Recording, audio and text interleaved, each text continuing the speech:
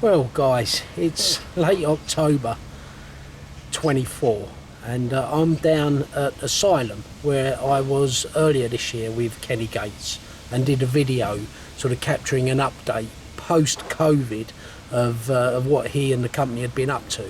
I was down Saturday just gone, and we got chatting away like we do, Ken and I. We had breakfast and we're sort of reminiscing. We're talking about bait, we're talking about autumn and winter, barbel fishing and all manner of things. I said, you know what, Ken, I'll come back down and we'll have an update. So I'm back down at Ken's, and we're going to basically catch up with Ken, ad-lib it like we always do. I never quite know how it's going to go.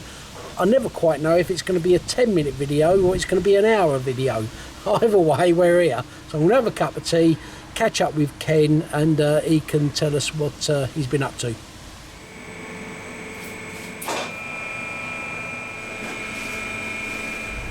Ken, I always smile when I interview you because you never know how long it's going to take, what you're going to say, what curveballs you're going to give us, all that sort of thing, right? But I thought, and I just said briefly in way of an intro on the video, I come up here Saturday, spur of the moment, we're having breakfast, we go off at a tangent, we talk about this, we talk about that, we put the world to rights, we touched on a few things, and I thought, you know what, come down and let's have an update. All right, so we're well into autumn, late October 24. So over to you. They're going to get a lot of sense out of me again, Kev. Ken, we did that video earlier in the year, right? Okay. So what have you been up to since then? Because when I come down Saturday and a few months back, there's always something new to be looking at. The shelves are full of something, you know. So just give us a summary. This year we've had to sort of try and box clever, because how we work here, we make high-end bait. We don't do cheaper end bait. That's for the others to do who wants to do it. So we work on specialised proper bait for proper real good anglers. There's a lot people of all walks of life coming in buy bait, but we sort of try and concentrate our ethos on proper bait for sessions, long-term campaigns, stuff like that. But also you can take our baits, say like you're going to France, you want a bait that's really going to perform. Take 20 kilo, 30 kilo of nut wherever you're going, even 10 kilos. The nut, volatile, bang, it empties lakes. So we try to cater for everybody, but aiming more for high-end baits. We don't really want to do over-flavoured, coloured balls of rubbish. We've had to really box about with things this year. Costings, obviously, from lockdown went through the roof. Very few products have come back down. We're also looking at ingredients, trying to sort of just work on things. Dibdob come in, didn't it, a little while back, and he said, Ken, you need to streamline your company, sort costings out and you'll survive, which in this volatile market with the cost of living crisis, tackle shops are shutting everywhere. Major suppliers of fishing tackle are down in sales, although most of them wouldn't admit it. There's shops shutting everywhere. Bait companies flopped in the spring everywhere, left, right and centre. So you've got to look and try and survive, which without cutting corners, which we won't do, we've got to work what makes money, what doesn't. So we've gone into the hook bait market big time.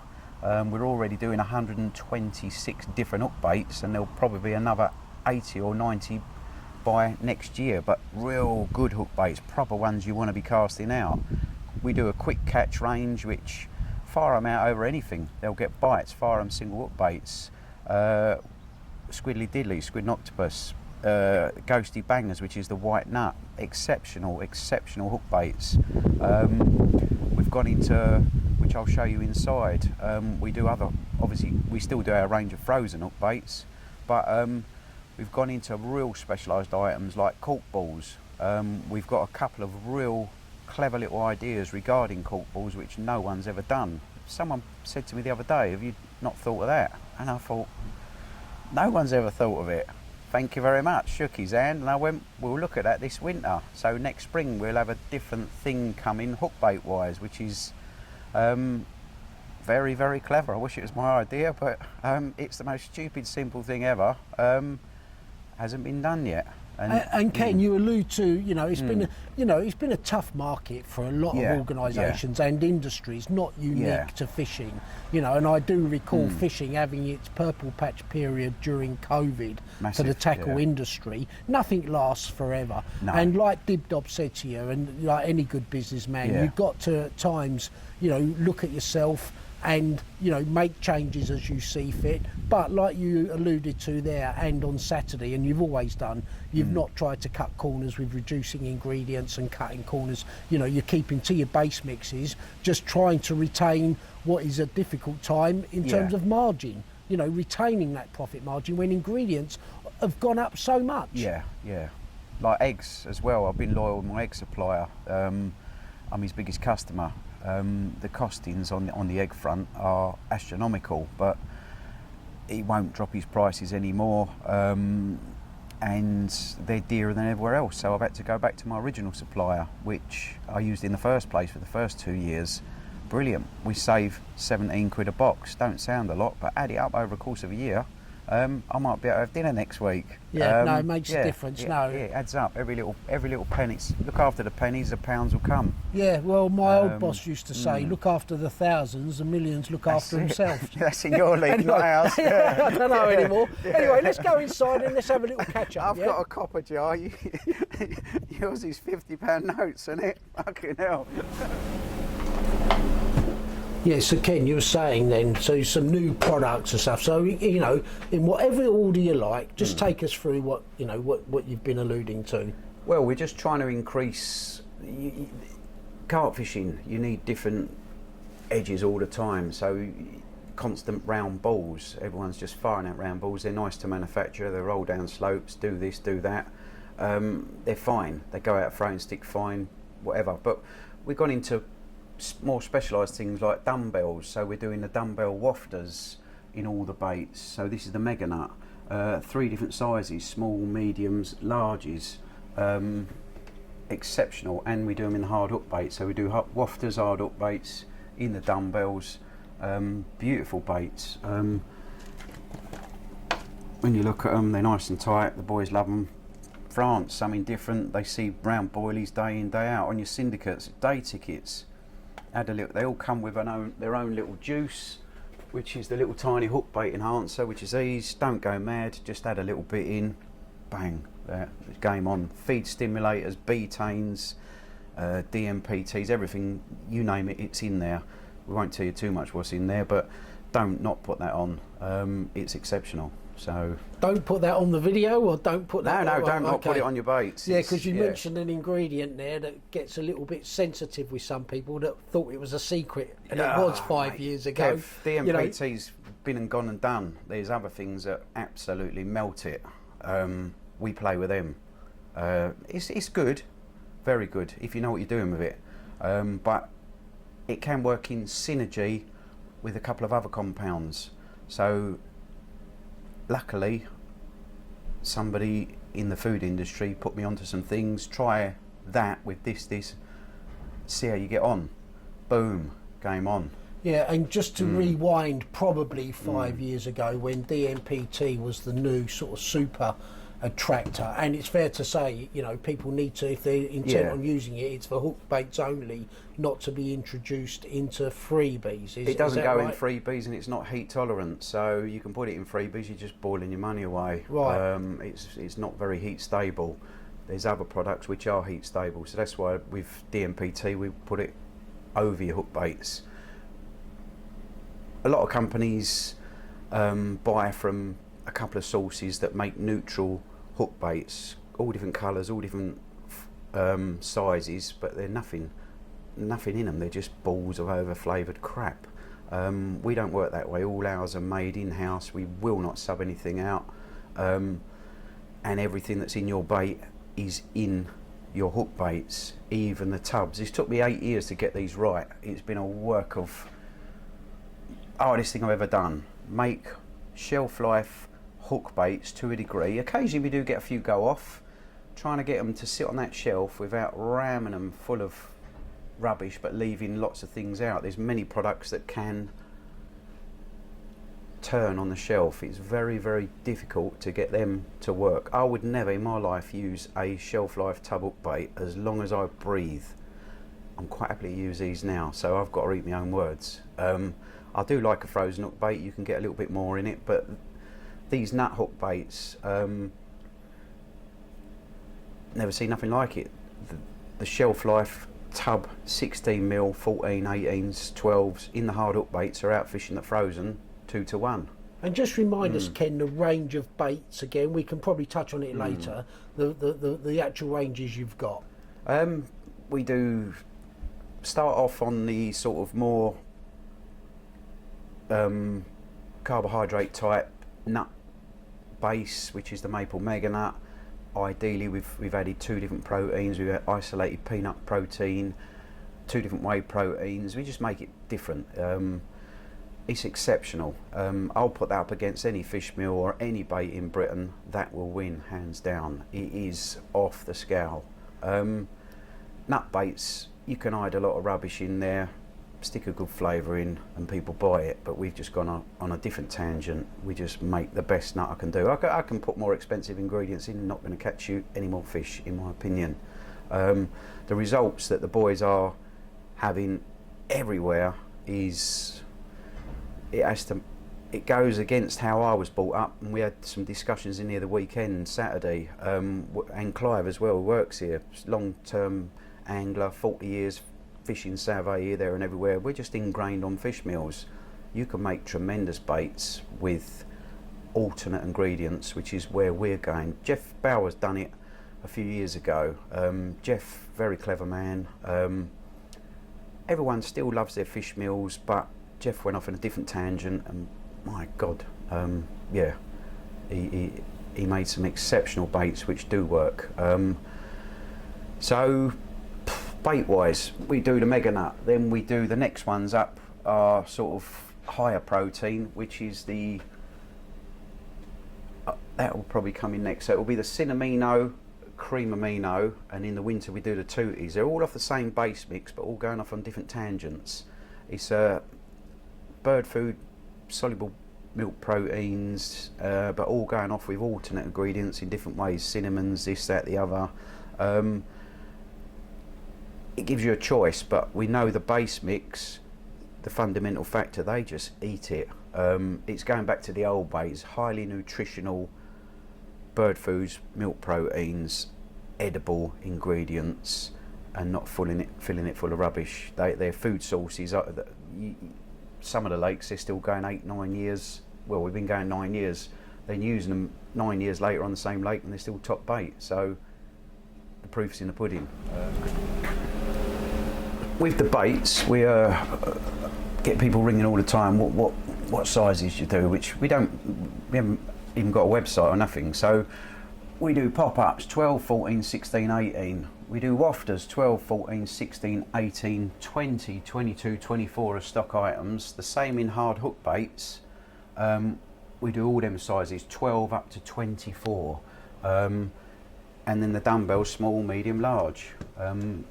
We've got a bit of a, there seems to be a bit of a like cult following where like people like Pete Regan and all that, they're using big hook baits, big baits everywhere. It's simple. I use lots of big baits. I use the great big dumbbells for most of my fishing. You get less bites, but you get the bigger fish. Look at what them boys catch. Pete loves a big bait. Loads of people I know. Richard Hill, big boilies. See what that boy catches. Noisy, everyone. A lot of people are getting on it. So over at Aquatels, there's some clever little chaps there, fish. They have a little go. They get plagued by the bream and tench. They come in. I sell them some bait, 24 millers. They scratch their heads. They go off. They're fishing like they've never had. They catch less fish, but all the big ones. And why is that, Ken? Is that because the small ones aren't so intent on being able to deal with the big baits? Yeah, where the baits are a fairly bit harder as well, but they're more inclined, the bigger fish will pick up the bigger bait. You will catch them on bits and bits and bits, but I've spent most of my life fishing with bits. Since I've been using big boilies, 22s, 24s, I get less bites, but I get a much bigger ratio of big fish.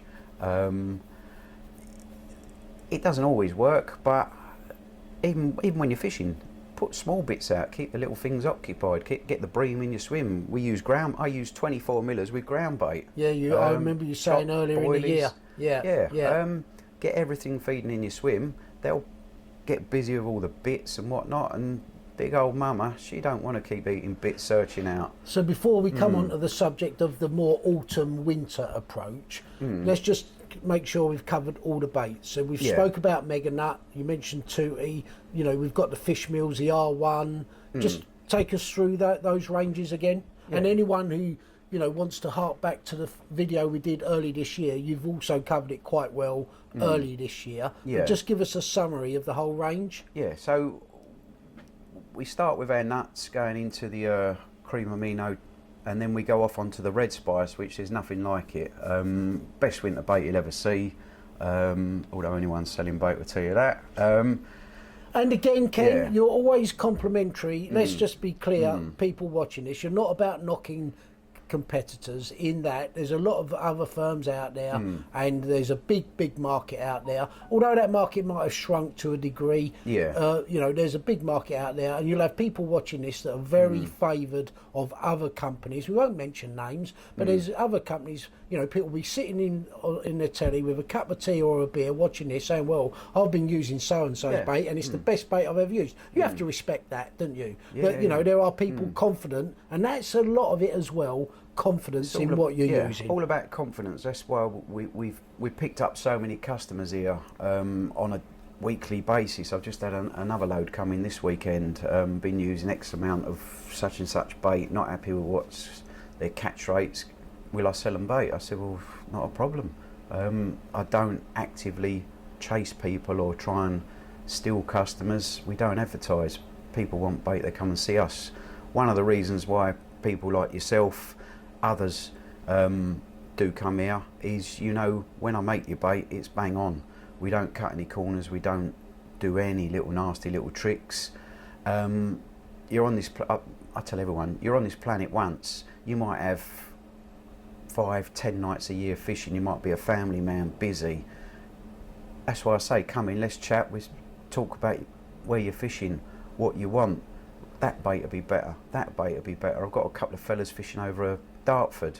They wanted to use one bait, I told them no, try that one, because again, where they fish, previous catches from other people, that bait shone. They've gone on that, my God, they're captures. So we try to work with you. You're not just here's a punt to get the dough out of their pocket. That money's hard earned, and in what's going on nowadays, I'm the same. We're not rich men. We've got to watch what we do, and when you go fishing, I want the best bait I can have on that bank at that time. It's in them freezers for me and those who walk through these doors. So the confidence is in when you open that bag up of bait and you're fishing, put it out. If they're feeding, they'll pick it up.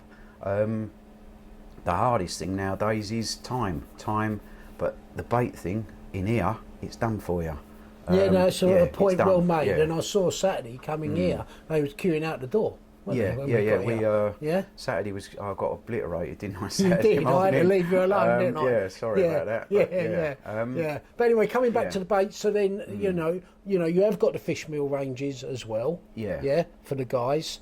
So you got the, just remind us the fish meal baits. We do. We've done marine, which I've used variations on and off for about nearly 40 years, Kev, since we was kids. Variations of which is what we've got into now. The marine just catches everything anywhere. R1 is sort of a newer one, which skunk, garlic, blueberry on a full-on fish meal, 3 different pre-digesteds, 5 other fish meals, squid meal, and many other things tucked in the back. Our latest one, which we've had for many years, is the garlic meat marine.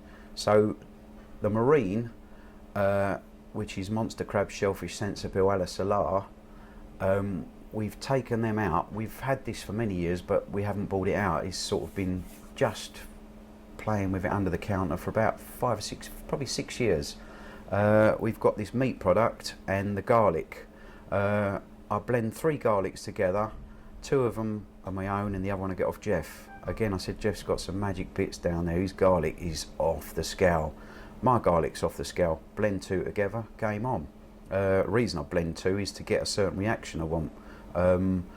So Jeff's garlic and the garlic I use plus another garlic, game over. I can't find a better product. You add it onto this meat product, it is phenomenal, Kev. That garlic meat marine next year, we only just bought it out about 8 weeks ago, full on bought it out.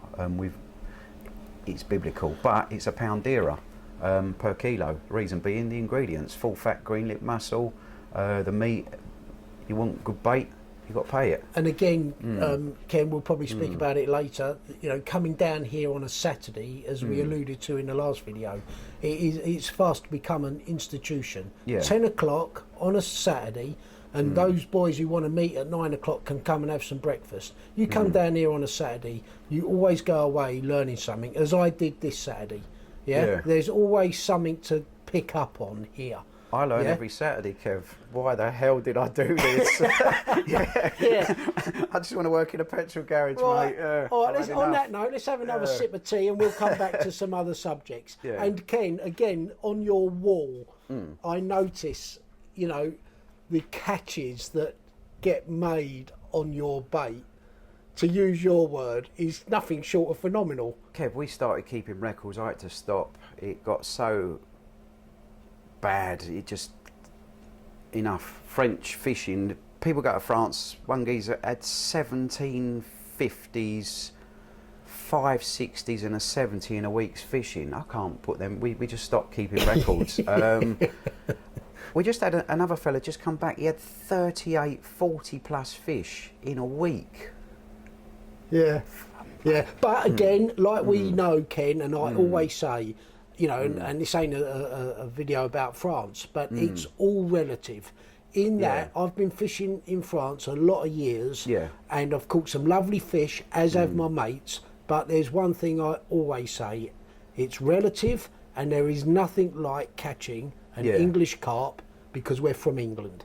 If I was in France, I was in Spain, I was in Italy, I'd be wanting my Italian carp, my Spanish carp, my French carp, and as great as it is to have holidays, I say, and have always said, there's nothing like an English carp in your net, given that we're from England. That's how I see it, and always will see it. Yeah. Can't tell you what this is. We get this stuff in, so there's various types of GLMs, Kev. There's standard, but there's this one, the full fat. It's got a very short shelf life, so we only have a little bit out at a time. If you stick your head in that bucket, smell it. Palatability. Kev, it's off the scale. One of my favourite products. Put it in fish meals. There's nothing like it. Full fat GLM. You can't beat it.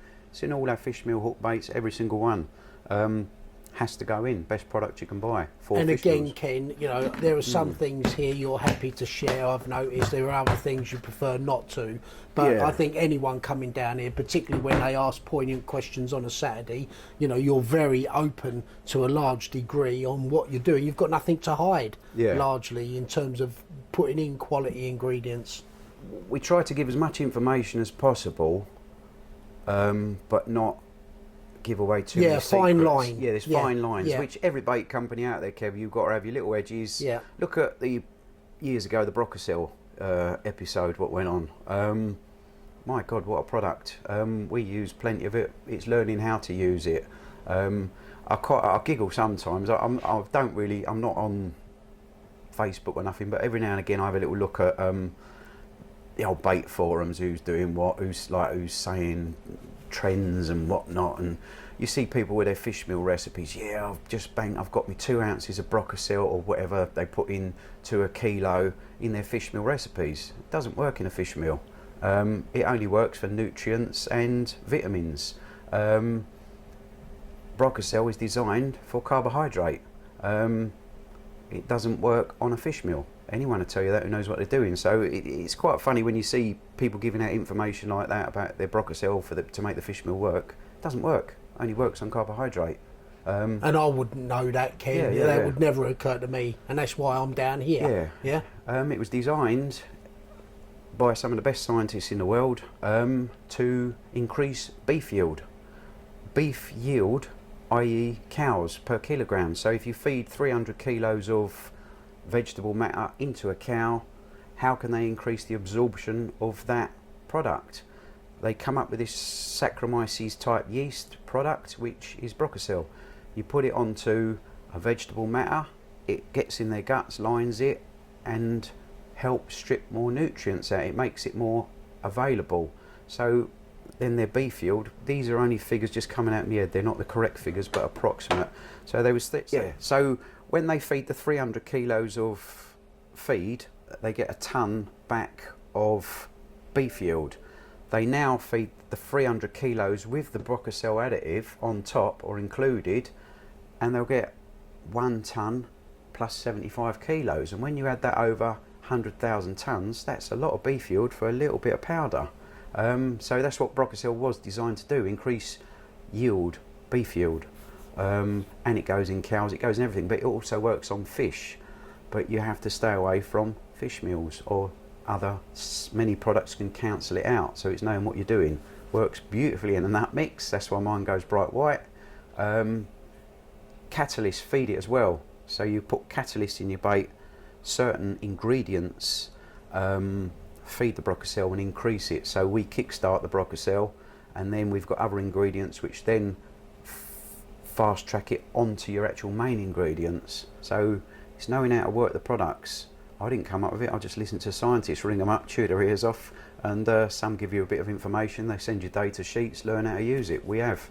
Yeah, interesting point. yeah. Coming back to green lip mussel though, Ken, again, an old school ingredient in many ways, Yeah. and become very expensive over the years, as I recall. Absolutely off the scale, and to get hold of proper GLM, most of the GLM now that comes in is defatted, so it can sit on the shelves.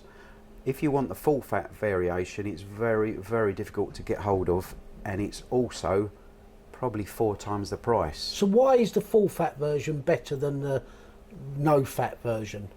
It's all to do with palatability. So when the defatted version, they're taking out all the fats and that. Them fats, you can, without giving away too much, you can solubilize them fats in your bait. But it's the palatability. So if you taste standard GLM, which is a very good product, you get that little dry burn. It's a good product, you add a bit of moisture to it, but we're looking for fats with what we do. There's certain little processes which, if you can solubilize your fats, they lock onto them as well. Nutritional recognition, Kev. And full fat GLM is a very difficult ingredient. We just freeze it. You buy it, we freeze it. We take a 5 kilo bag out, use it. But the sheer costings, the import duties, but the costings of it are off the scale. That's why that one's £1 dearer than that one, because we've got full fat GLM in that one. Yeah, no, that makes sense. Yeah. And again, Ken, for me and others, there's probably, I don't know, 10% of anglers maybe watching this who really understand what you're talking about there. Maybe less. I really don't know. For a lot of anglers, me included, what you've just described there about Brocacil, I would not have had a clue. No. Yeah, but it's there, and I've seen you on a Saturday chatting with guys, you know, and like you're sharing with the video, there are certain things, but there are certain things that you like to keep under the radar. I went down to pick up some stuff off.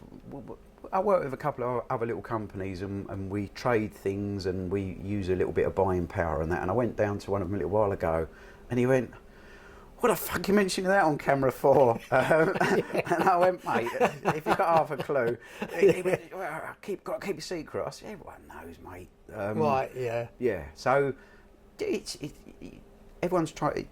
You can try and reinvent the wheel, but you've got to try and be ahead of that. You've got to come up with groundbreaking stuff, and in the fishing side of things, I think a lot of bait has stagnated. It's all about marketing, which we lack seriously in.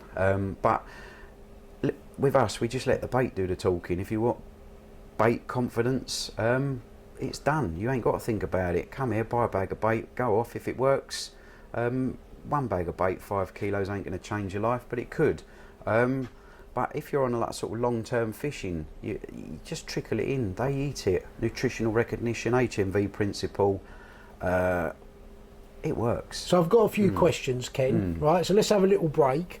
and then we'll have a look at the baits a little bit closer, and then I've got a few questions that are largely what I get asked when I'm out and about, that people have seen the videos that we've done together, and they'll ask me, and a lot of the questions I'm not able to answer, I'll just refer them to you, and then they say, oh, give me his phone number, and I think, well, I only phone him after 3 o'clock, otherwise you'd tell me off, all of that. But we'll cover a couple of those questions that are at top of my head, not least of all, Ken, barbel fishing and barbel bait, but we'll talk about that in a sec. Let's just have a closer look at some of the liquids and ground bait, Ken. You mentioned at length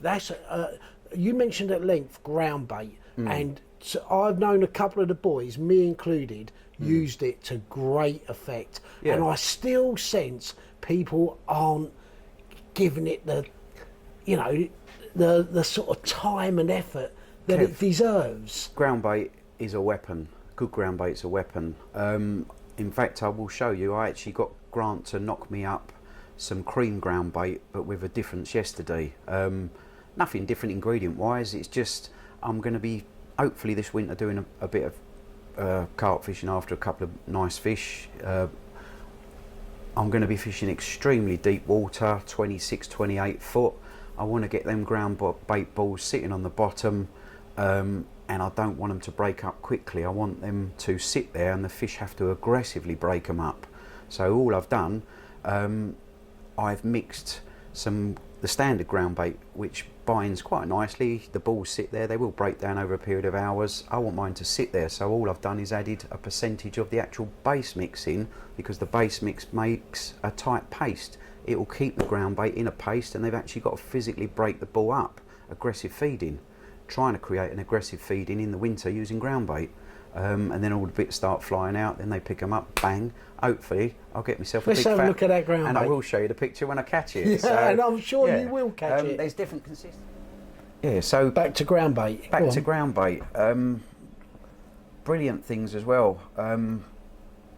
Again, I'm in a lucky position. I talk to so many anglers. It's hard work. Some people might think, I can't pin him down, whatnot.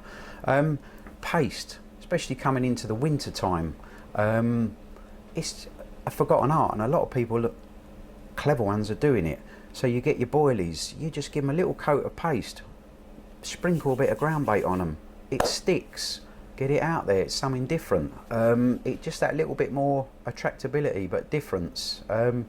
Even single hook bait fishing, they wrap it in paste, coat the ground bait onto the paste, fish a single hook bait. It makes a difference, giving off signals, much more free form, bits are breaking off. And how are people, how are they making the paste then, Ken? So are they buying your ground bait and making the paste, or? Yeah, just they buy the ground bait, take a little bit fishing, make the paste, but also we do boilie paste, which is this. So this is going to be chopped up into blocks that we coat the boilie in. So you'll take a little bit of paste with you fishing, and then a bit of powdered ground bait, coat it, get it out there. Single hook bait fishing, or even over bait, it just makes your hook bait a little bit more attractive.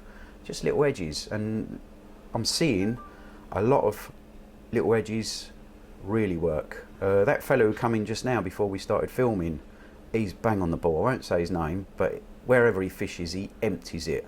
He's done a couple of chomps of waters recently, last year, ripped them to pieces in 6-8 weeks. Always thinking, but just outside the box. I just done him a little bit of stuff, which I won't say what, he wants to try that on his hook baits. It's field testing as well, but that works because I've used it for years.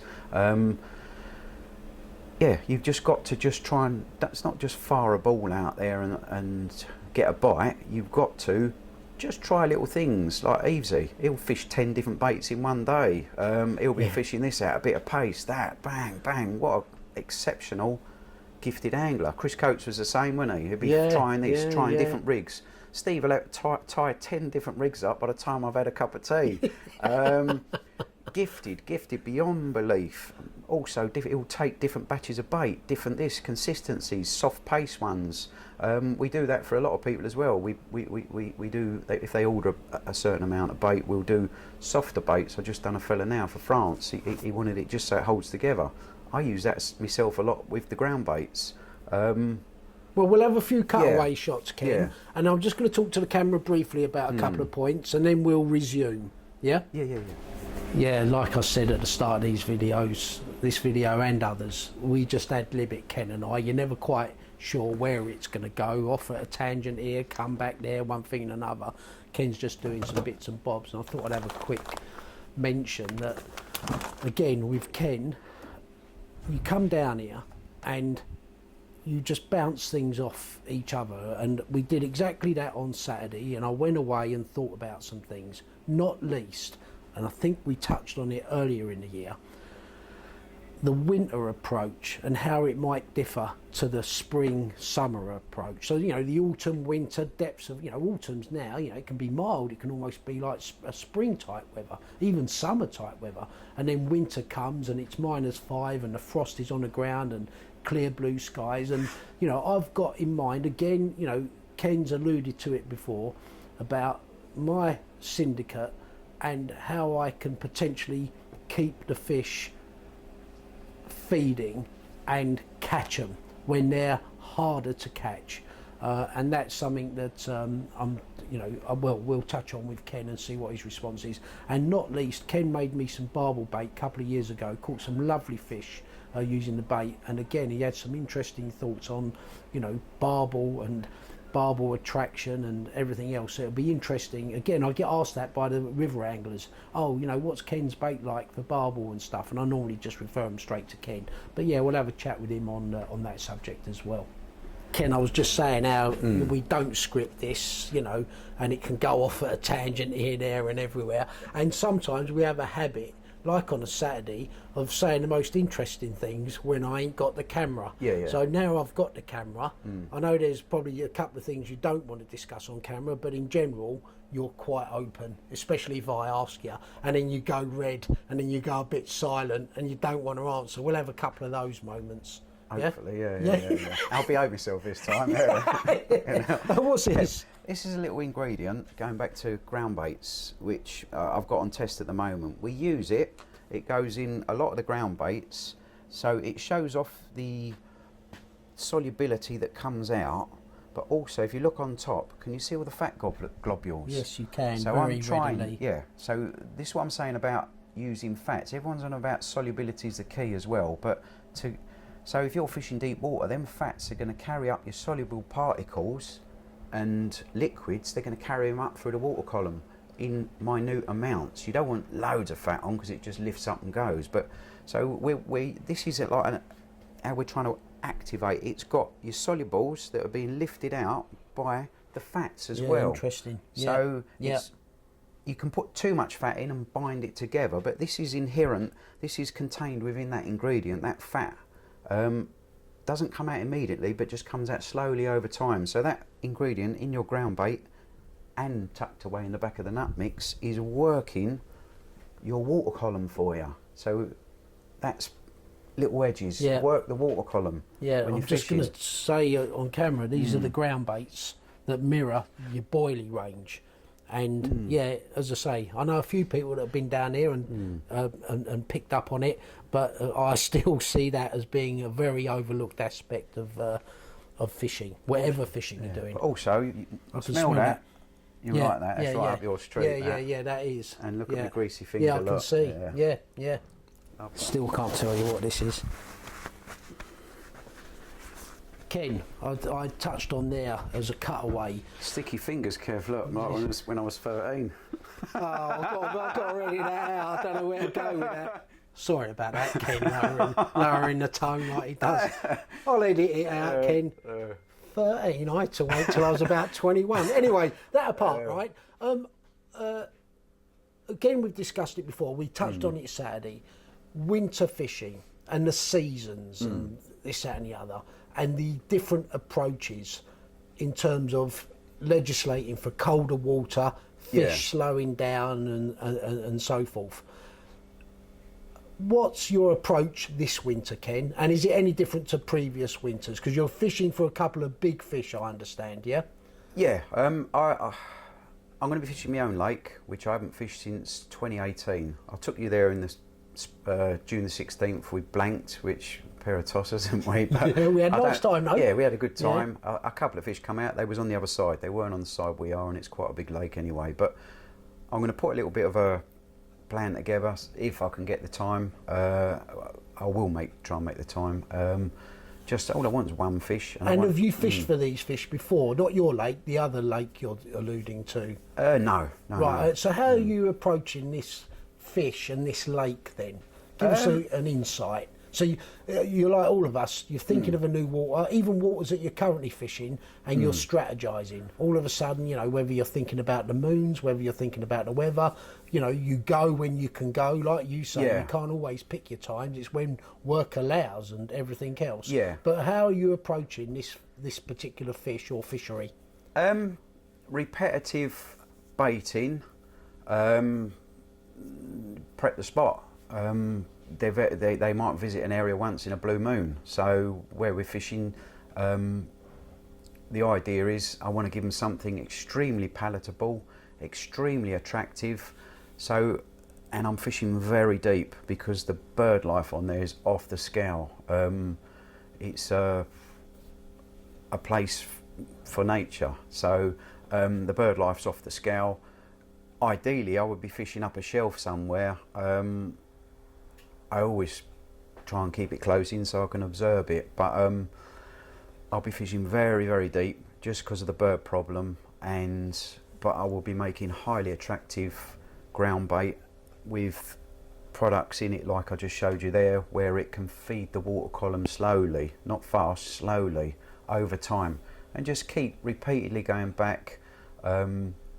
Just keep baiting my little area or two and try and get them to visit over the winter. One of them days when I'll be fishing, hopefully one of them will bump into my little rig.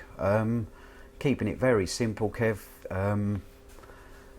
Not using any of these modern day fancy rigs. I'll just be sticking out something that's worked for donkey's years, a bit of nylon. No one does it. A few people that do it are having tremendous results. How good was a bit of nylon years ago? Knotless knot, sling it out, off it goes. Yes, some of the modern hooking arrangements are exceptional, but I just can't be bothered to tie a running rig, and I'm not going to go and buy one. And 9 times out of 10, if I apply the bait, it doesn't really matter too much, just as long as you present it very well, because when you create that competitive feeding, which hopefully them balls of solid ground bait with all the bits in, and nothing that's going to cancel out the active ingredients in the ground bait, they'll have to break the balls up, and inside one of them balls is my lead in the bottom and a little wafter that's going to go boom, done. I will be using all different size hook baits just to play things up, big dumbbells, etc, etc. Definitely using them hook bait juices, 100%. I would not go fishing without them personally. I know what's in them and no one else does. We had a discussion in here Saturday after you went. My missus came in and they was talking, and my boy and a few people who were here, and they said, what's going to happen if your dad dies? Ben went, I don't know, none of us know anything, it's all written in code. None of us know where to get these products. He went, if he dies, it's finished. So, and they was going, bloody hell, like, you need to get it sorted out. And yeah, it's a strange old scenario. I try to keep things as close without anyone knowing what's going on. A bit like the Coca-Cola recipe, Ken. Same thing, yeah. Don't give anybody, even people who work here, no one knows. Clive's worked here for 3 years. He don't know what half the stuff is. We don't tell him. It's a game. Tommy don't really know a lot. He knows it. We all know what we need to be doing, but they don't know where to get things from. Stuff's delivered. I take the labels off the boxes, or IBC plastic cans. I take the labels off. They don't even see it before it comes in here. So Ken, you just touched on something. I'm going to put the camera on a tripod, and I'm just going to ask you a couple of questions that you've just skimmed over. Yeah. Right, Ken just touched on something now. completely away from bait, although it might be related to a degree. Yeah. Rigs. You Yeah. mentioned rigs. Mm-hmm. Ronnie rigs, very much the fashion the last few years and stuff. We've seen a lot of rigs over the years. Yeah. And I've said many times on these videos, for me, you can have 20 anglers round a lake, good anglers, and they'll all be using, to a degree, probably 16 different rigs. And if you thought of all the rigs that we've come across over the years, there's 30, 40, 50 of them, right?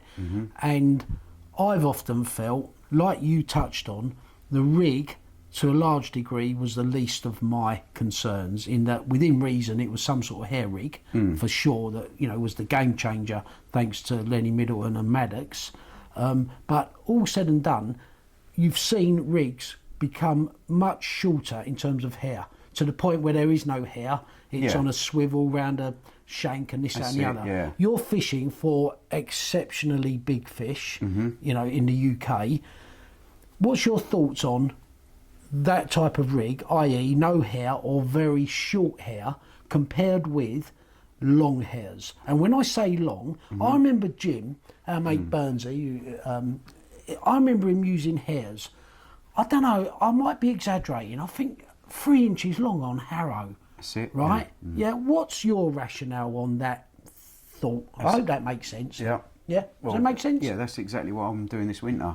3.5 inch hairs. Different. I'm fishing. Sorry, look at that. I'll call you back later. Sorry, this is what happens all the time. So those of you who think I'm blanking you, we're always talking. I've got customers. I can't answer the phone. I'm not being rude. It rings all the time. I will put that on silent. Sorry. Yeah, well, while Ken does that, as I say, I know we've touched on it in the past, and I've used all type of rigs over the years. I don't know that I've ever used a 3.5 inch, 3 inch hair, in truth. But anyway, go on. what's Shame your I didn't have response? my rods here, because I'll show you exactly what I'm doing. I'm using them giant dumbbells, 32mm long. I use 1.5 on the hair. At the moment as well, we just top them off with half a pop-up. They just stand up. They're different. When the fish suck them in, they go in. When you're creating a baited area over a period of time, some of my baited areas, I'll be baiting that area for 2-3 years, Kev, when I'm fishing hard. I could be baiting 3 or 4 areas, but I'll always have one little main area, and I'll keep going back. That baited spot, I can bait, up to however long I'm fishing. The idea is keep feeding them, keep them coming, give them something extremely palatable, get them working, increase the volumes. I work on the baiting pyramid a lot, so I might bait for a long period, then fish. Them big mamas, they get in. That baiting pyramid definitely works, always has worked. It's an exceptional way to fish, but time consuming. And the baiting pyramid, for those that might not know, you're alluding to Mike Wilson's article in Carp Fisher 1, early 80s, that he applied to Savay during the 70s, very beginning of the 80s, which was, as I remember it, with maize, baiting more and more and more until the bigger fish moved in. Was that it in summary? Was that That was, the rationale? The rationale of HMV animal feeding is you will get animals start feeding, they will increase in size to eventually the biggest dominant animal will take over that food spot. It works with lions, doesn't it? So you'll get anything, kills something or whatever, the lions come in, dominate, take it over. Jack Cousteau, when we was kids, you say that nowadays, no one would know. We used to watch him every Saturday morning after Tiz was. Jack Cousteau, when they done the shark dives, he said something that I always tell people now. And I know what you're going to say. Yeah. Yeah, and you mentioned it earlier in the year, but That's go on, it. He's got an hour and a half, whatever, oxygen tank. He's got to take a party of people down there to film or to show them sharks. Them sharks aren't about. How does he get them sharks to come within that period? He starts off by bringing little bits of fish out and getting the little ones going, creating a feeding response. Within 10 minutes, the bigger fish come. Then after 30 minutes, out come the groupers. And then all that fish activity, frenzy, where he's feeding them all, you see them, it gives off signals. That signal travels. That's what's bringing them out. Carp are the same. They've got down the lateral line loads of little. There's 2,000 electrodes down each side of the lateral line. Round their gill plates, there's bullet holes. They're all receptors. They all work off feeding response signals. Eventually, the sharks will hear it and they'll come because they want to eat them big groupers. But the sharks come in, they get interested, they film them or you pat them and off they go. And it's the same with all fish. Get the little ones going, the medium size come, and then the big ones come. So to get it when you're fishing is hard because you go there, far out a kilo of a round ball, sit there, wait. If it goes in 12 or 24 hours, you're lucky. But do what the matchmen do. Get a little bit in, keep trickling, get the ground bait in, some crash boilies, chops, bits. Keep regularly feeding, don't pile it all in at once and fatten them up and scare them off with a noise, or they can come to noise. Create a feeding response, and in a match they've got 6 hours to feed themselves. They've got to get the feeding response and fill their nets. They start off with a little cup of liquid, bang, then they get more and more and bigger and bigger and bigger, then they eventually start using the maggots on the hook after however long. It's a forgotten art in carp fishing. Most people think, well, how you're educated, spod for 3 hours, do the night and go home, or go out in a boat, radar controlled boat, dump a load of bait, sit there, wait, go home. The forgotten art is the tracking, the watercraft. So most of my angling is done regarding, I don't get no time. I live in here and I spend as much time with my family as I can. Fishing is secondary to me. It used to be first, it ruined my life years ago. I will never let it do that again. Although I want to every day. It's like we are worse than known drugs. for being selfish, us anglers. It's worse than crack cocaine. Yeah. So you can track them. I do like doing a bit of that. It's exciting. Go to waters where you can whiz round, try and track them. It's very interesting fishing. I love it, but I just haven't got the time or the inclination to do it. When I leave here, I want to go to a lake, know my bait's working. I've been baiting that spot with all various items, and I know if I can, them fish will be visiting that area. If they're going to feed on that day, which then I always look at moon phases, Kev. Some people poo-poo it. 90% of all the good anglers I know here look at them moon phases and we adjust. Or that's another subject for another time, I think. But coming back then quickly to long hairs, right? You know, yeah, we've gone off again, haven't we? Yeah, we've gone off on one. Yeah. So long hairs and big fish. Yeah. And that's where I was. Yeah. So when you got your fish feeding, you got to just get a rig in their mouth that works, and when they're feeding competitively or confidently with something that's very palatable and they know it's very good for them, digestible, they're not there to just sample like they will a single pop-up. They're there to eat, and when there's 3, 4, 5, 10, 20 of them feeding competitively, they're going to feed aggressively. Get that rig in their mouth. If your rig, you know they work, it doesn't matter too much so long as it's an efficient rig, and there's enough efficient rigs out there nowadays to not be worrying too much. And hooks have never been so sharp as well, in general. Some hooks are too sharp. There's a little few hooks that are overly sharp. So one of the biggest standard jokes, Kev, I had the same hook on for 18 months. It was an Ashima size 2. It was rusty as hell. I used to sharpen it, fire it out. If you saw the fish I caught on that single hook, it was rusty. I used to stick a 5.5 ounce flat pair on it just to get it to work correctly. Always tied on a knotless knot. That one, I had a 50. I think I had 4 or 5 40s on it, up to 49, whatever. It just big fish hook. I was gutted when I cut it out of fish's mouth because it went through the cartilage, and rather than damage the fish, I cut the hook. But anyway, long hairs is pretty much largely forgotten by a lot of anglers. Not all anglers. I'm sure there's anglers watching this that are still into long hairs, but I don't often see it. No, Martin Gibbinson, gifted Mr. Method Man. Go and look at Martin's rigs. He just goes, just same old thing. Long hairs, small hook baits, in the method. I've seen Martin obliterate my lake twice, 2 years running, smashed it to pieces. No one could get near him. He fished nice long hook links, long hairs, small bait, small hooks, and he was hooking them 3-4 inches back every time. I like to hook them further back. One of the things with modern hooks and modern rigs, it's all gone to more curved circle type things and shorter. I have always used a lot of short rigs. 3-inch rigs I use a lot of with a 3.5-inch hair. Get your head around that one. The rig works in a different way. You don't always have to have your hook bait nailed to your hook, because I think it can take the workings of your hook out. So that's where the Ronnie rig comes in, and variations where it's on a swivel so the hook can actually move with that restricting hook bait. But if you tie your rigs in different ways, I used to learn a lot off people like Chris Coates, greatest angler I've ever seen. Just bit of anything, fire it out, try this, try that, that works. Always fish long hairs, Chris. But it's how.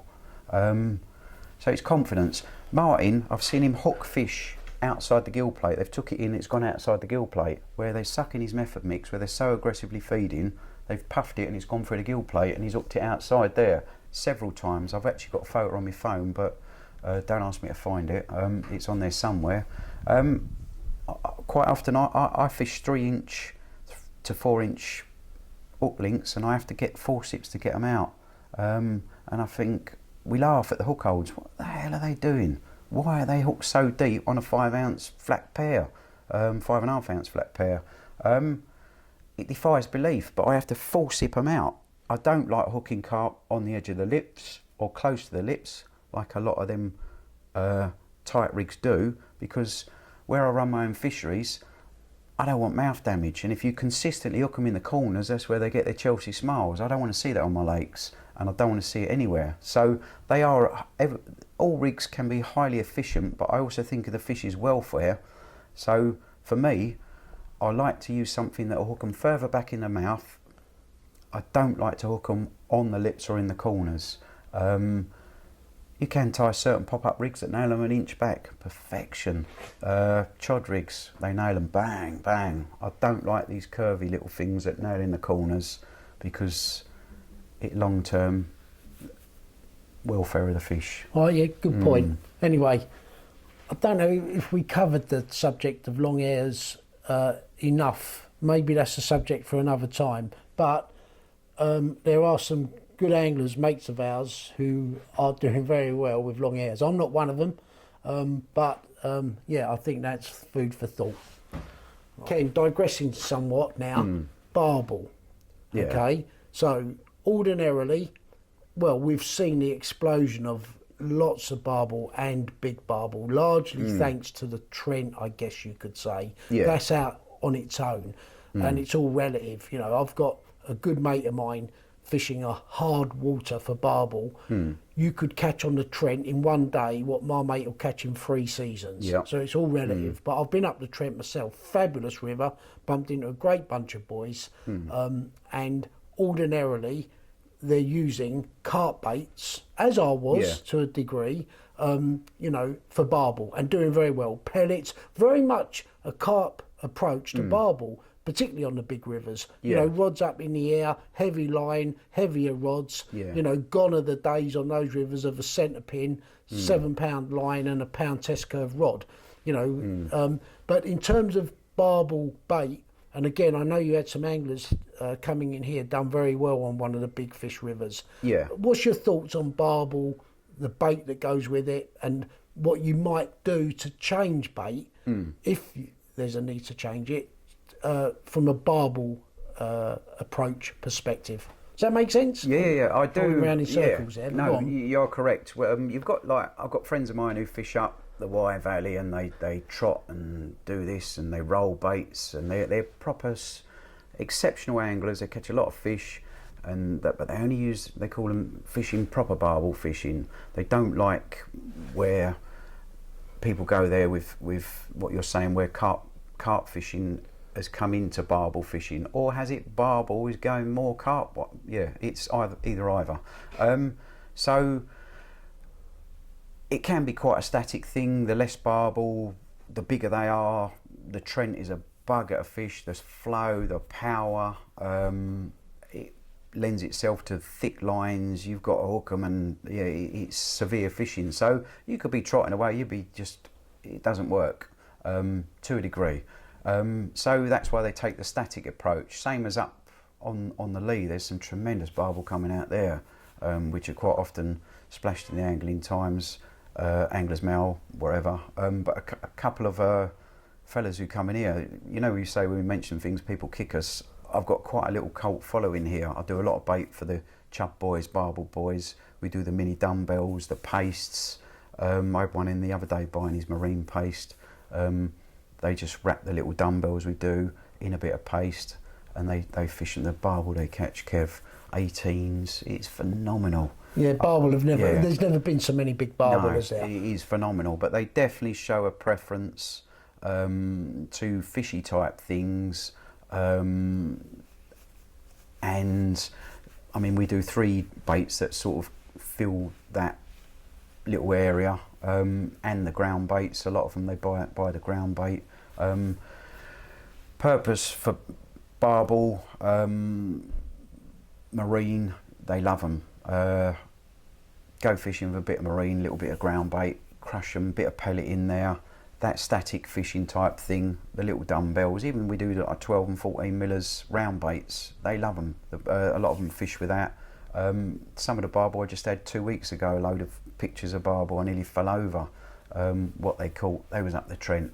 They use a hell of a lot of liquid. They use massive amounts of the marine and R1 liquids. They just blend them together. They say it don't matter what you use, they just eat it. Soluble proteins, this, that, the other in there. So it's fair to say, Ken, a good carp bait is a good barbel bait. Is that fair to say? Yeah, a good. Not all carp baits will be effective for barbel.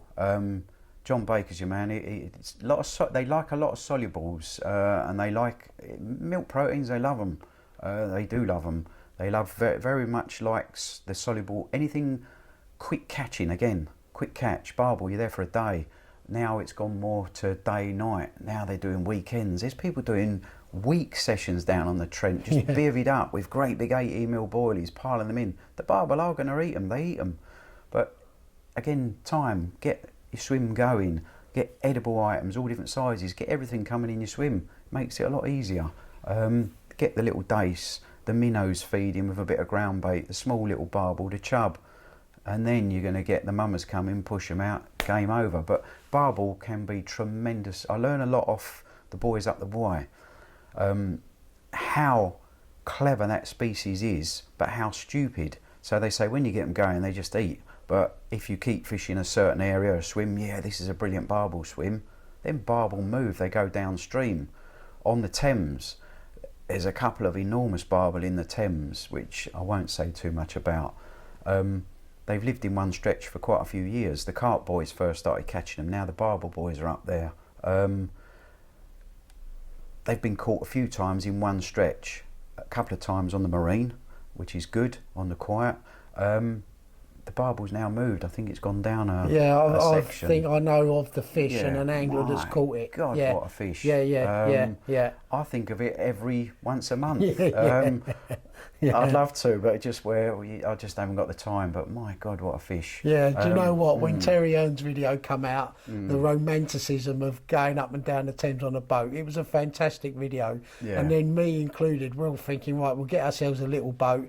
And then you look at the work that goes into it, the expense and the challenges that go into it. That's no easy feat. Full credit to anyone giving that type of river and that approach a good go. I mean, I've done it. Still got my boat on the drive, what we used up the Broads when I fished it 12 years ago was the last time I went. It's rotting away on there. It's hard work, but the expense on boat fishing, phenomenal. And the looking after it and everything else. It's a labour of love. It is, But to go up the Thames and other rivers, the canals, we know some boys that have caught some big perch on the canals. Real adventures. Good luck to them. On that Thames, with a boat, it's hard work. On any river, it's hard work. But them boys deserve everything they catch, but it is an absolute game changer to own a boat, especially if you're perch fishing as well, because there's areas where that you want to be where you can't go on foot and you can go on a boat, and my God, can you catch them. Same with the barbel, the carp in the Thames. There's a few boys who fish up and down the Thames. It's a massive river. I won't say anything because it's respect to them. Yeah, absolutely. But yeah. that big linear that became known, that eventually died, there's some beautiful fish on that Thames. I see photos, Kev, you'd wet your pants. They are phenomenal fish, and a lot of them boys, they catch them either creeping about or on a boat at night in certain areas. Yeah, no, good angling and good on them. Ken, we'll have another little break and then we'll start to conclude the video. There's a couple of things I want to ask you. I think there's a couple of things that you want to mention. I've got one question in my head that you need to answer. Oh. I was going to ask Ken when I was here on Saturday, and I've seen it before. I think it's your red spice. Yeah. That when it's on the shelf within 24 hours is going white. It's a red bait. Yeah. And it's going white. Yeah. Yeah. And again, you've touched on it before, and solubility. Yeah. Yeah. So just talk us through, Ken, that subject. Yeah, I mean, that's knowing your products, what you're using and how to do it. So we make them baits highly active, short session fishing, but also long term. They will only, in the summer, they'll last 3 or 4 days and then they're done. They will pop up through the gases. Winter time, we try to make certain baits work extremely well in the winter as well, which they do. So red spice, cream amino, cinnamino, and the tooties. Nut bait's exceptional in the winter as well, because it's not loaded with too many fats.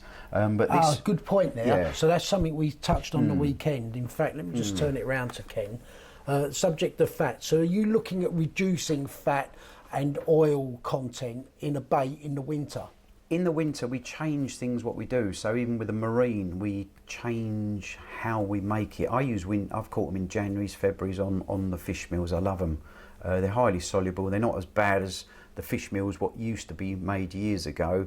And we use a hell of a lot of pre-digesteds and easy digestible LT94s, etc., etc. That's why the costings, you can buy a bag of, say, salmon meal for 38, 42 quid for 25 kilos, whereas one of them better quality fish meals would be 60, 70, 80 quid.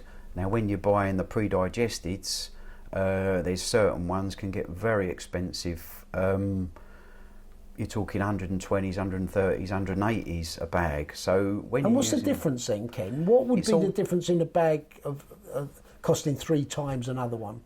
Right, so a standard fish meal, say salmon meal, will come out of two or three factories, salmon processing plants.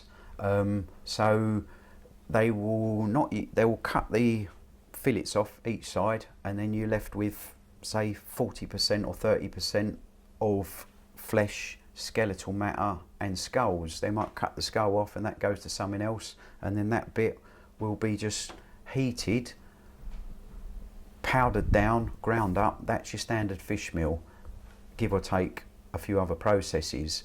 Now what they do as well with your pre-digesteds, there's many different ways how they make them. They use enzymes to break them down. You'll get your liquids, and then the pre-digested powders, they're extra treated fish meal itself, but better quality. So they use an enzyme to break it down, then it's milled down. You get your low temperatures, so your low temperature, they don't lose too many nutrients. There's not a lot of ash content. When you're looking at fish meals, some of them got tremendous amount of ash content, 26% ash. I stay away from them. The less ash, the better palatability. Them pre-digesteds, they're water soluble, 80%, 90% proteins, 80% water soluble. That's what you want. So you use your standard fish meal as your base mix, which is good, nutritious, affordable to use. They're much better than they was 20, 30 years ago. Then you add in your digestible, really digestible ones, LTs, etc., etc. We got some LT sardines, we got LT this. Then you add in your pre-digested. You can't go too high with them because they're soluble, they just mush. So you've got to get it all right. There's a lot of work goes into making good quality bait. Most people just add the 2 or 3 standard ones, add a flavour, a bit of whatever, oil, and roll it up. That's your bait. We don't. We make proper weapons. And the same in the liquids as well. You can add a bit of just flavour and just a bit of salmon oil. There's your bait. No one knows, but we're adding in all liquids. We're actually hydrolyzed liquids, lots of them, various types. Salmigo's exceptional. You get your normal pre-digested hydrolyzed fish liquid. AA baits. If you want to wet your pants, have a look at their website. My God, they sell some stuff off the scale. I've tried all their fish meals. They do some exceptional fish meals. Pre-digesteds and shrimp meals, this, that, the other. We use them all. Off the scale products. There's no one like them for supplying gear. Yeah, and it's kind of you to mention them because they are, you know, we've got a good mate of ours who's very much into them, and their service and range is excellent. They're sound, mate. I talk a lot to them on the phone. I've even put them onto a couple of products recently, which, they didn't know where to get them. I went, well, that's where you get them from. Bang, done. They sell them now. Exceptional products. Again, I mean, AA baits, I think they sell 3 different or 4 different liver powders, variations, and liquid livers.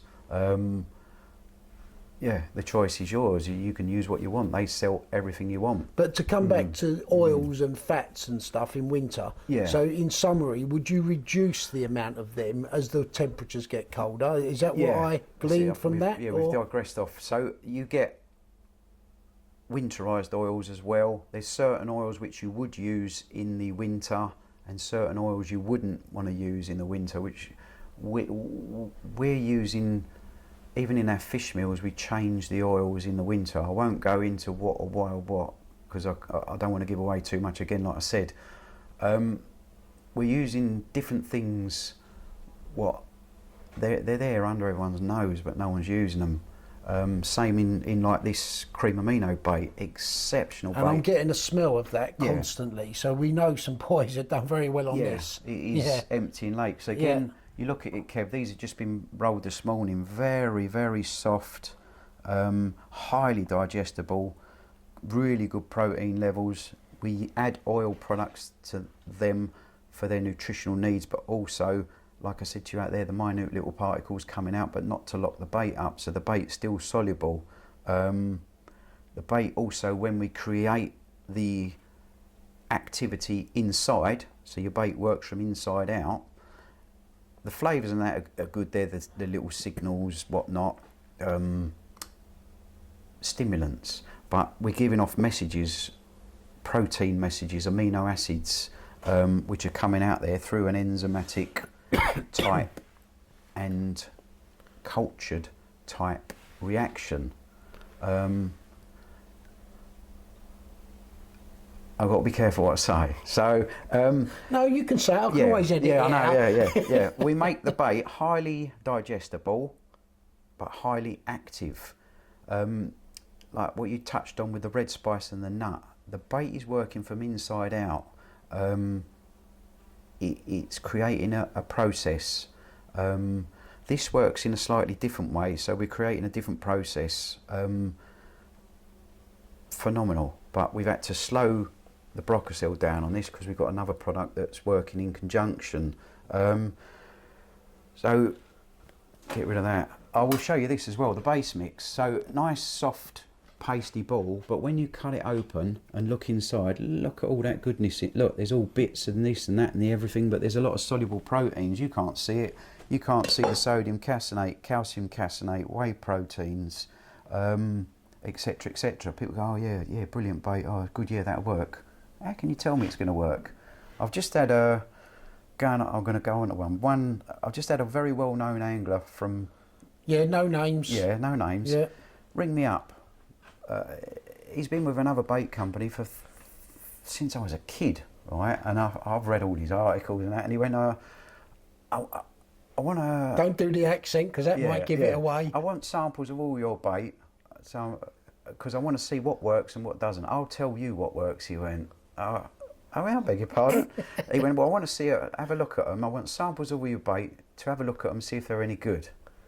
And I went, I don't do samples, mate. How can he tell me what's going to work in that? I know what's in that. No one knows.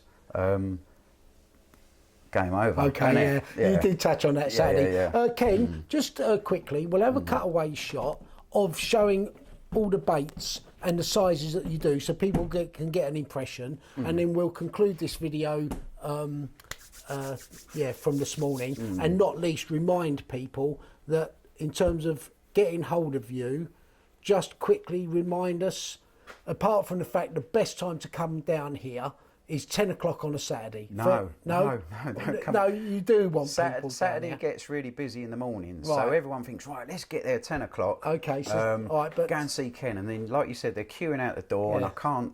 Saturday lunchtime, afternoon. If you spread it out. If you want to spread it, like come in and have a chat, come in the afternoon. Because it quietens down a lot. It quietens down in the afternoon, and I can chat with you.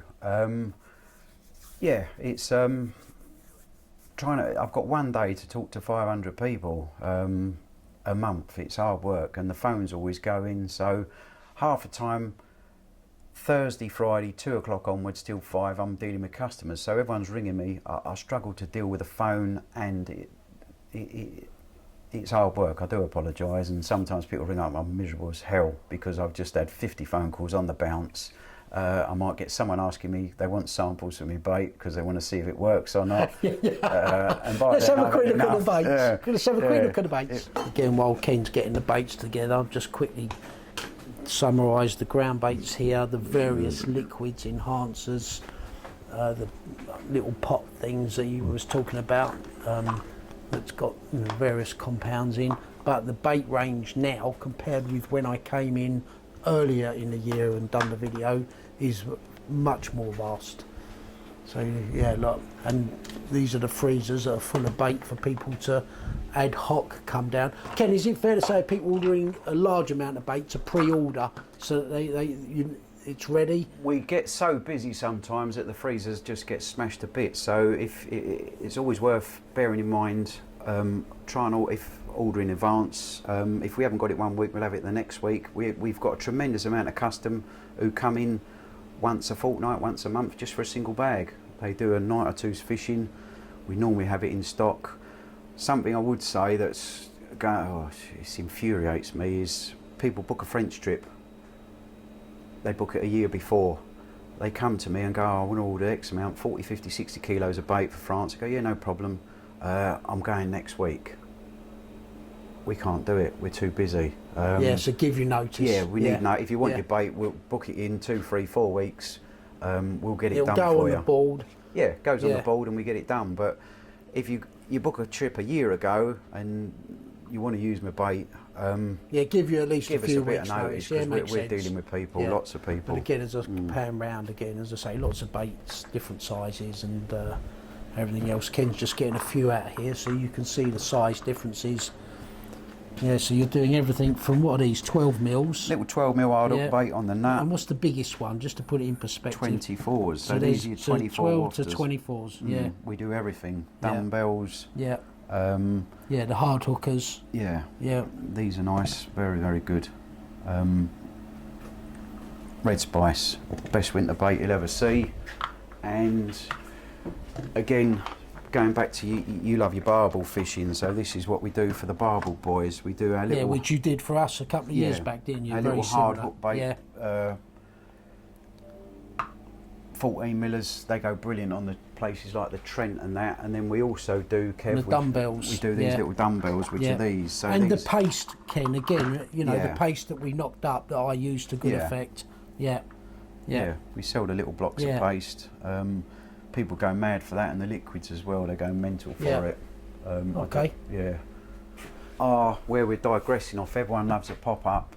tooties. Just talk to me quickly about tooties. But go on, what you was going to say? Yeah. So these are our latest things. The Green Demons we've done for many years. Exceptional pistachio, ethyl alcohol base, single hook baits over nut over anything. We do the dedicated white mega nut now, which are off the scale. Again, we've got loads of different feeding stimulators in there, etc., etc. These sell like hell. And then we've got the Squiddly Diddlies, which is squid and octopus. We've added extra many bits in there. All the powders that are in your bait, GLM, everything is in there. They're all tucked in the back at correct amounts. That is probably the best hook bait I will ever do at this precise moment. Why, Ken? Why just get one of them down? What makes you say right, that, Ken? So, squid and octopus years ago was an exceptional flavour. It got discontinued. There's all sorts of different ones about now. It's working out which ones are any good, but tucked in the back there is a package. You smell squid and octopus, you smell a bit of peppery type stuff, but there's some powders. So once them powders in that hook bait get wet, they begin activation as well. Coating that bait is other things which we discussed earlier as well. Yeah, just come out the wind a bit there. It's all hidden, tucked away in there. So that's not just a pink squid flavour pop-up. That is a weapon that, when you fire that out, starts working. They are smashing places to pieces. We only bought them out about a couple of months ago. I see one of the lads pick some up Saturday. Pink squids, Kev, you cannot beat them. Okay, yeah, interesting, See, these are my go-to. Again, we've done the same with a nut. So we've added all the extra different bits in. There's things tucked in there which, when they become wet, change your hook baits regularly. We call them the quick catch range. Mate, they catch you quick. They catch fish proper quick. And tooties, just quickly talk us through your tooties, Ken. An old classic tutti fruity bait from the Richworth days. Yeah, that go back to what, mid-80s, something like that now? Yeah, back to the old days, the original flavour. Everybody loved the tutti boilie, wasn't it? Them orange ones from Richworth. They stood the test of time. We've seen them, Kev, empty lakes, haven't we? Yeah. Wheeled, mate, wherever you went. Far out Harrow in the winter, back in the day. So once you get into the winter, there's something to do with them esters. They've got a hell of a lot of esters, and in the winter they come into their own for investigations. So I don't think I know anyone who actually makes a really good tutti. So we've put our tutti flavouring onto the cream amino base mix, along with many other additives, milk B plus, this, that, the other, soluble milks, casinates. They're highly digestible, highly attractive. So in the winter, these tuttis, and in the summer they work brilliant, but we only run the bait itself, freebies, in the winter. In the summer we sell all the tutti hook baits for however you want to fish. Probably one of the best hook baits again. That tuttis, you can't beat them. We do pop-ups, wafters, hard hook baits, dumbbells, whatever you want. They'll be available this winter, and for general winter fishing, a little bit of that ground bait. It's all there, paste, but you cannot. Anyone can't deny the power of a tutti. Yeah, and I tell you what, there's an angler. You're telling me this, right? I need to say, right, because I don't think he'll thank me for it, but he's a good mate of ours. Come round, Ken. There's someone we know who's catching very well some very big barbel using tuttis. There you go. So we just learnt something. But anyway, we can't talk about it anymore. I might have to edit that out, actually. I better check with him first. Anyway. Well, Ken, we went off at a tangent at times, didn't we? Yeah. Yeah. That's an update. Yeah. Here we are, late autumn, approaching winter, 24. I guess the next time we'll be doing this will be, let's say, late spring next year. Come forward a bit, Ken, just to get out of the wind. What's going to be happening for you between now and spring next year? So hopefully you've caught a big fish. If you ain't, you ain't. You're quite pragmatic about that. That's the least of my worries. That's my stress relief. Try and get a few nights in fishing. I'll be doing a little bit of piking, nothing like before. I've just been I've been on that mental for about the last 8 years. I love me winter pike fishing, and it's the only time I get to go. But you can't beat. I've always done it since I was a kid. Winter carp fishing. It's hard work. The banks are quiet, and when you get a nice big one, yeah, the colours and everything else that goes with it. We're looking at them now. People are sending me photos. Pete Jones had one the other day at the Syndicate Lake. My God, it was £32. It's one of the off the scale lovely fish, brilliant, coloured right up.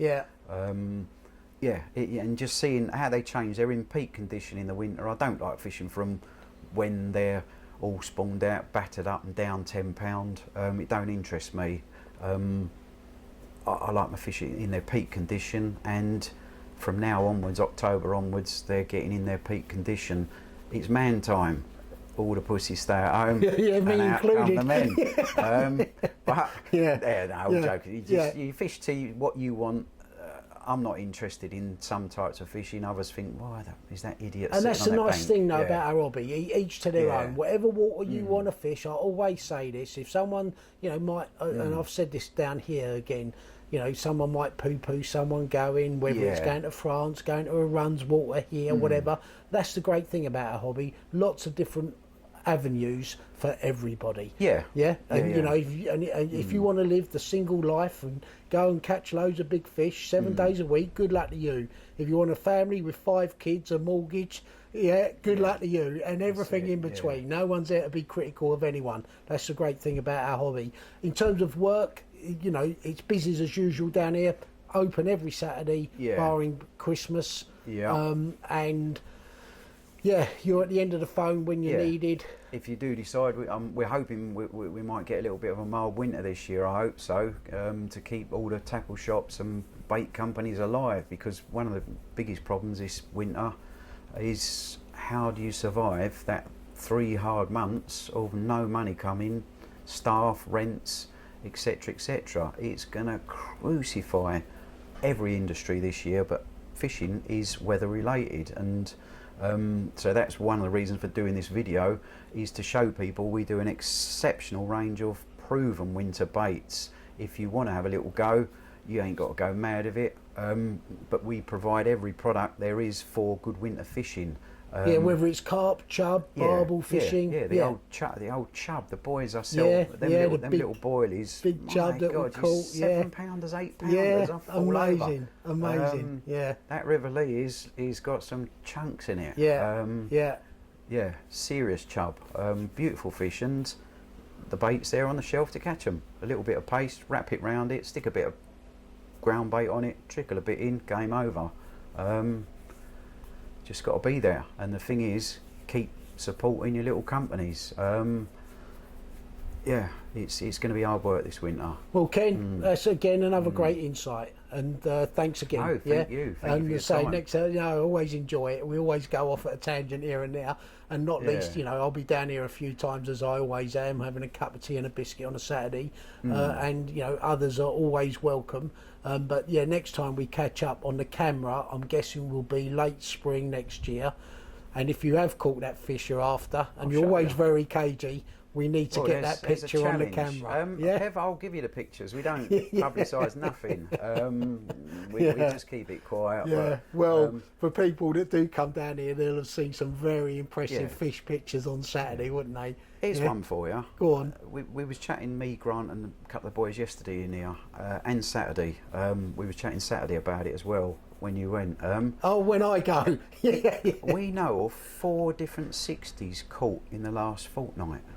None from my lake, but 4 different 60-pound, but not imported, controversial. 4 proper tucked away fish. It's great. I want to pull my hair out. It's phenomenal. But they kept quiet. And good luck to them boys who caught them. I won't tell anyone where they're from, whatnot. When you was talking about the fishing earlier, where I'm fishing, I found some fish somewhere tucked away where I don't think anyone's ever fished. Someone spotted them who was on the quiet walking their dog. Went over there, nearly fell over. One's got a big flat lobe to the top of its tail, brings back some memories. I was over there feeding him last night. Yeah, he loves red spice. Yeah, I think we need Yeah. to conclude that bit there in case we upset anyone. I have to go in the dark. Yeah, Yeah. mate, they're tucked Yeah. about. There's some lovely fish, but just with your fishing, whether you're fishing a syndicate, day ticket, if you're going to fish up anywhere, local little day ticket lakes, take a bag of nut bait with you and a little bit of ground bait, smash it. Active bait, isn't it, for a day's fishing? Get on it. Ken, thanks again. Cheers, buddy. I was just about to conclude, and Ken's mentioned something. Go on. Hook What was baits, that? so all different pop-ups. We do various types of pop-ups. We've gone into the more specialist type thing. We do the cork balls now as well, which will be coming for next season and this winter. Phenomenal, rock hard, solid, highly. That's a cork ball, buoyant. is it? Yeah, look Okay, at it. yeah, Off the yeah. scale, isn't it? Yeah. So that's been dosed up with the juice half a dozen times. When you buy it, you get your little juice. These haven't been dosed. They're rock hard. They don't peel off. They're super buoyant. They're mine for my fishing. If I decide to put a pop-up out. We've got the red spice ones coming for the winter.